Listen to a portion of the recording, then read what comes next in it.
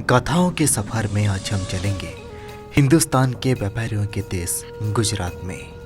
भारत के पश्चिम में है गुजरात। यहाँ के खाने और लोग जितने मशहूर हैं उतने ही मशहूर है यहाँ के किले और उनके किस्से। आज हम तब के शान और आज के वीरान पड़े रोहा किला में चलेंगे। गुजरात के कच्छ में है भुज जिला। भुज से 50 किलोमीटर दूर में है रोहा। इतिहास के पन्नों में रोहा एक समय में कच्छ का बहुत बड़ा जाकिर हुआ करती थी। तब इस जाकिर में 52 गांव आते थे, लेकिन आज सिर्फ वीरान और सुनसान खंडर बची है। सन 1510 के आसपास खिंगारजी द फास्ट के छोटे भाई साहिब जी को मिली 52 जागीर और उसे रोहा कहा गया। उसके बाद उनकी 7वीं या 8वीं पीढ़ी के राजा नौगन जी ने 1730 में एक किला बनाया।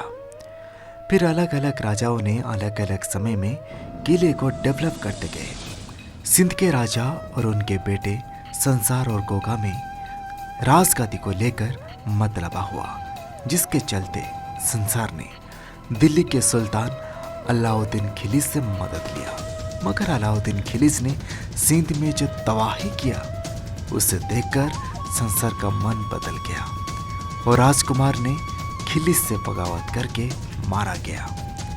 उससे पहले उस सारे राजकुमारी और रानी को आज के गुजरात में बादशाह भेज दिया था। मगर ये बात खिलजी को पता चल गया था और वो अपनी फौज रानी को पीछे भेज दिया। अबदासा जाने के रास्ते में सारे रानी और राजकुमारी रोहा किले में रुके और वहां खिलजी के फौज आ गए थे। इससे पहले कि फौज किले के अंदर आते सारे रानी और राजकुमारी ने जोहर कर लिया। तब से रोहा सुमरी रोहा के नाम में भी जाने लगा है। आज से 10 या 11वीं पीढ़ी के पहले की बात है। तब रोहा के जागीर में राजा थे ठाकुर विजय सिंह। उनके किले में हमेशा एक फकीर खाना खाने आते थे। एक दिन उन्हें रोटी नहीं मिला तो फकीर ने पूछा, क्या हुआ, आज रोटी क्यों नहीं है? तो उन्हें बताया गया कि ठाकुर साहब की मौत हो गई है। तो फकीर गए और ठाकुर साहब पे पानी छिड़का और ठाकुर साहब उठ बैठे खड़े हुए। मगर इससे पहले फकीर ने मंत्री को एक शर्त रखी कि जब मैं मर जाऊं मेरे कब्र इस पहाड़ के ऊपर होनी चाहिए। लेकिन मंत्री वो शर्त तोड़ दी और फकीर के कब्र पहाड़ के नीचे बनाने के लिए ले गए।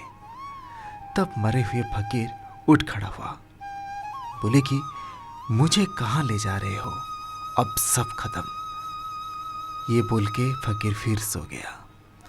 तब से रोहा में शुरू हुई तबाही, राजा के बच्चे ना होना, हुआ भी तो राजकुमार के छोटे आयु में मृत्यु होना, ये सारे तबाही मच गया।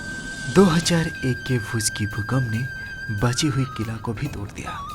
ऐसे लगता है कि जैसे इस समय भी मिटा देना चाहता है उसके पन्नों से रोहा को। आज ना बचा रहा रोहा की आन और शान। इतिहास के पन्नों में बचा तो सिर्फ एक वीरान सुनसान खंडर। रोहा के किला 16वीं सदी में बना, 1965 के आसपास वीरान हुआ। 2001 में टूटा, फिर भी आज उस टूटी वीरान बड़ी खंडर से सुनाई देती है गाथा इतिहास की।